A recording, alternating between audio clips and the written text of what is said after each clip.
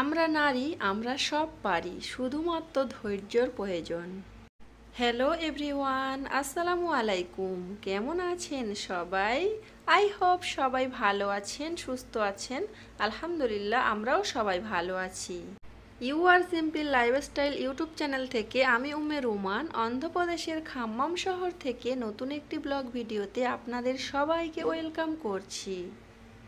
আজকের ভিডিওটা শুরু করেছি সন্ধ্যার পর থেকে। সন্ধ্যাবেলা বাচ্চাদের জন্য একটু সুজি রান্না করে দিয়েছি, তারপরে বাচ্চাদের খাইয়ে দিয়েছি।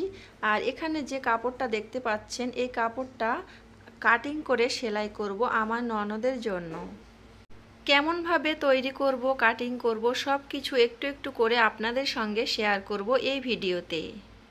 এখানে এই যে কাপড়টা দেখতে পাচ্ছেন, এই কাপড়টা আমার জন্য লং ফ্রক বানানোর জন্য কিনেছিলাম। তো 6 মাস আগে যখন বাড়িতে গিয়েছিলাম তখন 2টা পিস কিনেছি, 2টো লং ফ্রক করার জন্য। তো সময়ের কারণে একটা তৈরি করেছিলাম আর একটা কিন্তু রয়ে গিয়েছে, সেটা এখন তৈরি করব। আরও একটা পিস আছে, এটা কিন্তু চুড়িদার করতে পারি। তো এটা কি করব এখনও ভাবিনি, তো আপনাদেরকে একটু দেখিয়ে দিলাম। তো এগুলো নিয়ে আমি এখন চলে যাচ্ছি আমাদের বাড়িওয়ালা আন্টির শপে। আমার রুমের মধ্যে কাটিং টেবিল আছে, সেলাই মেশিন আছে, তারপরও আমি কেন দোকানে চলে গেলাম সেলাই করার জন্য। বাচ্চারা অনেক দুষ্টুমি করে, সেলাই করতে দেয় না, কাটিং করতে দেয় না। আর এখানে নিয়ে গিয়েছি আর তাদের কিন্তু একটু ছেড়ে দিয়েছি। তারা কিন্তু এসির মধ্যে বসে আছে আর কাঁচের মধ্য থেকে বাহিরে গাড়ি যাচ্ছে, সেগুলো বসে বসে দেখছে আর আমি আমার কাজগুলো করে নিচ্ছি। রোজার ঈদ সব সময় কিন্তু অন্ধ্রপ্রদেশের তেলেঙ্গানাতে করতে হয়। এখানে আনন্দ হোক বা না হোক, কিন্তু আমরা বাড়িতে যেতে পারি না রোজার ঈদের সময়। শুধু রোজার ঈদ নয়, বগরা ঈদেও যেতে পারি না তেমন একটা। তবে বিয়ের পরে একবার মাত্র শ্বশুরবাড়িতে ঈদ করেছিলাম, বগরা ঈদ। আর রোজার ঈদ 2টা কাটিয়েছিলাম তখন নতুন অবস্থায়। তো যাই হোক, এবছর বগরা ঈদ শ্বশুরবাড়িতে কাটানোর ইচ্ছা আছে। তার জন্য আমি আগে থেকে প্রস্তুতি নিচ্ছি বাড়িতে যাওয়ার জন্য। দেখতে দেখতে রোজাও চলে গেল, রোজার ঈদও চলে গেল, আর সামনে চলে আসবে বগরা ঈদ মানে কুরবানির ঈদ। তো তার জন্য আমরা বাড়িতে যাব। আর যেহেতু ছেলের ফাইনাল এক্সাম হয়ে গিয়েছে, তাই আগে থেকে আমরা বাড়িতে যাব। তাছাড়া বগরা ঈদের কিছুদিন পর থেকে আবার ছেলের স্কুল শুরু হয়ে যাবে, তখন আবার চলে আসতে হবে। যার কারণে ঈদের পরপরই আমরা কিন্তু বাড়িতে চলে যাওয়ার সিদ্ধান্ত নিয়েছি। টিকিটও কাটা হয়ে গিয়েছে। কিছু কেনাকাটা করব, কিছু গোছানো মানে ব্যাগপত্র গুছিয়ে নেব, তারপরে কিন্তু আমরা চলে যাব। আমাদের বাড়ি যাওয়ার এখনো পর্যন্ত কিন্তু প্রায় অনেকটা দিন বাকি আছে। আর তার আগে আমাদের ড্রেসগুলো কাটিং করে সেলাই করে নিচ্ছি। আমার হাজবেন্ড তো অনেকটাই ব্যস্ত হয়ে গিয়েছে, বাড়িতে যাওয়ার নাম হলে আরও কিন্তু সে ব্যস্ত হয়ে যায়। তার কোথায় কি কাজকর্ম আছে সেগুলো কিন্তু গুছিয়ে নিতে হয়। তাই ভাবলাম আমি আমার ননদের ড্রেসটা কাটিং করে সেলাই করে নেই, আর আমার ড্রেসটাও কাটিং করে সেলাই করে নেওয়ার সিদ্ধান্ত নিয়েছি। তো কোন কোন ড্রেস সেলাই করব সেগুলো আপনাদের সঙ্গে একটু দেখিয়ে দিলাম। তাছাড়া আরও কিছু পিস আছে, সেগুলোও সেলাই করব, আপনাদের সঙ্গে শেয়ার করব। ছোট বাচ্চা নিয়ে সংসারের কাজ করা, কাটিং করা, সেলাই করা অনেকটা কষ্টকর হয়ে যায়। তারপরও এই কাজটা যেহেতু আমি শিখেছি, আর বাইরে করতে গেলে অনেকটা দাম পড়ে যায়। এক একটা ড্রেস সেলাই করতে গেলে 400-500 টাকা দাম পড়ে যায়। আর এটা যদি আমি বাড়িতে করি তাহলে কিন্তু আমাদের অনেকটা সেভিং হয়ে যায়। ড্রেসটা কাটিং করেছি, একটু মুহূর্ত আপনাদের সঙ্গে শেয়ার করেছি, সেলাইয়ের মুহূর্তটাও আপনাদের সঙ্গে কিছুটা শেয়ার করছি। তো পুরোটা শেয়ার করা আপনাদের সঙ্গে সম্ভব নয়, ভিডিওটাও বড় হয়ে যাবে। আর তাছাড়া এত বড় ভিডিও কেউ দেখতে চাইবে না, আর ভিডিও করতে অনেকটাই কষ্ট। তার কারণে একটু একটু করে ক্লিপ নিয়েছি আপনাদের সঙ্গে শেয়ার করার জন্য।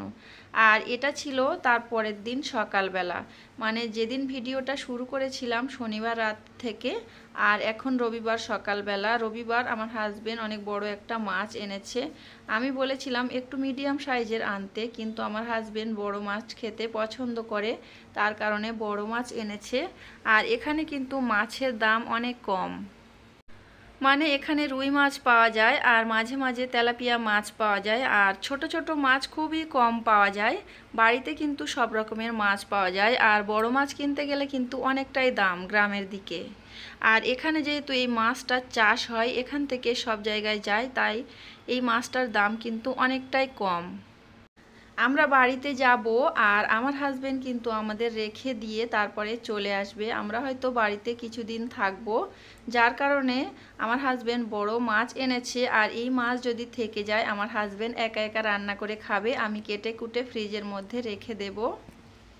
প্রচণ্ড গরম পড়েছে, বাড়িতে যাওয়ার কোনো ইচ্ছাই ছিল না, তবে খুব দরকার পড়ে গিয়েছে বাড়িতে যাওয়ার জন্য, যার কারণে কিন্তু যাচ্ছি। তাছাড়া ছেলের তো ফাইনাল এক্সাম হয়ে গিয়েছে, যার কারণে বাড়িতে যাওয়া হচ্ছে। না হলে কিন্তু এত লং জার্নিংয়ে এত টাকা পয়সা খরচ করে এত তাড়াতাড়ি বাড়িতে যাওয়ার কোনো ইচ্ছাই ছিল না।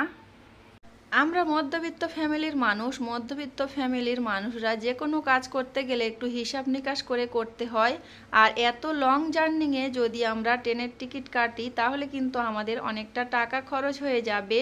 তাছাড়া যদি আমরা প্লেনে করে যাই তাহলে তো আমাদের অনেক টাকা খরচ হবে। তো আমাদের তো প্লেনে করে যাওয়া সম্ভব নয়, যার কারণে কিন্তু আমরা ট্রেনে করে যাব। আর 2 দিন জার্নি করে কিন্তু আমাদের বাড়িতে যেতে হবে, তো অনেকটা কষ্ট করে যেতে হবে। তো বাড়িতে যাব একদিক থেকে আনন্দ, তো ট্রেনের জার্নিংয়ের কথা ভাবতে গেলে না অনেক কষ্ট হয়ে যায়। আপনাদের সঙ্গে কথা বলছি আর ছোট বটিতে বড় মাছ যুদ্ধ করে কাটছি। আমার কাছে মনে হচ্ছিল এই মাছটা যখন কাটা কমপ্লিট হয়ে গিয়েছে যুদ্ধে জয়ী হতে পেরেছি। মাছটার ওজন ছিল 3 কেজিরও একটু বেশি, আর বটিটা কিন্তু অনেকটাই ছোট। আর আমার হাজবেন্ড সব সময় বাজার থেকে কিন্তু মাছ কেটে আনে। সব সময় আমি বলি 1 কেজি 1.5 কেজি ওজনের মাছ নেওয়ার জন্য, বেশি বড় মাছ নিতে আমি সব সময় বারণ করি। বড় মাছে কিন্তু সব সময় তেল চর্বি থাকে, আর বড় মাছ খেতে আমার কাছে একদমই ভালো লাগে না।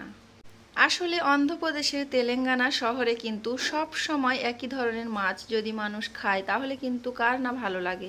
একদম ভালো লাগে না আমার, ওই জন্য বিভিন্ন ধরনের মাছ খাবো, তারপর তো ভালো লাগবে। এখানে কিন্তু কোনো ধরনের সামুদ্রিক মাছও পাওয়া যায় না। বটি ধার কমে গিয়েছিল, একটু ছুরি দিয়ে একটু ঘষে নিয়েছি আর খুব সুন্দরভাবে মাছগুলো কেটে নিতে পারছি। বাহিরে থেকে মাছটা কেটে নিতে গেলে প্রতি কেজিতে 20 টাকা করে নেয়, মানে 3 কেজি ওজনের মাছ কিন্তু 60 টাকা নেবে। আমি যেহেতু বাড়িতে কেটে নিচ্ছি তাহলে কিন্তু আমার 60 টাকা সেভিং হয়ে গিয়েছে। আমরা নারীরা চাইলে কত কি না পারি বলেন। তো ছোট বাচ্চা নিয়ে সংসারের কাজ করা এমনিতে অনেক কষ্ট, আর আমরা যদি একটু সেভিং করে চলতে যাই তাহলে আরও একটু কষ্ট। তবে বাচ্চাদের সামলে যদি একটু কষ্ট করে করতে পারি তাহলে কিন্তু এই পয়সাটা আমাদেরই থাকবে, তাই না?